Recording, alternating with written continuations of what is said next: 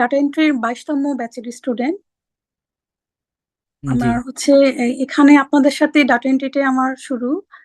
তো আলহামদুলিল্লাহ অনেক কিছু ডিটেলস ভাবে আপনারা ক্লাসটা নেন।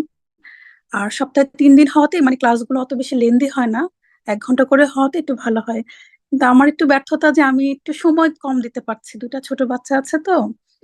জি আর আমি প্রফেশনালি জব করতাম, তো মনে হয়েছে যে ফ্রিল্যান্সিং জগতে আসলে আমার একটা মানে জবের মতন একটা কাজ হবে আর কি, যেহেতু কম্পিউটার রিলেটেড।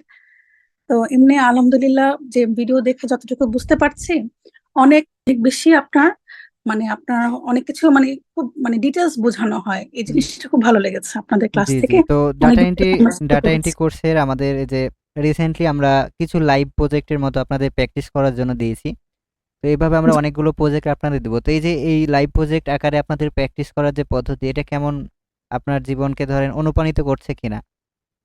জি জি আলহামদুলিল্লাহ জি, প্র্যাকটিসও যেটা বলেছি, একটু আমার সমস্যা হয়, আমার দেখা গেছে যে আমার মানে একটু সময়টা কম দিতে পারছি। কিন্তু আপনার আমি এমনি দেখেছি যে প্র্যাকটিস করলে আমার আলহামদুলিল্লাহ ফিডব্যাকটা ভালোই আসছে আর কি।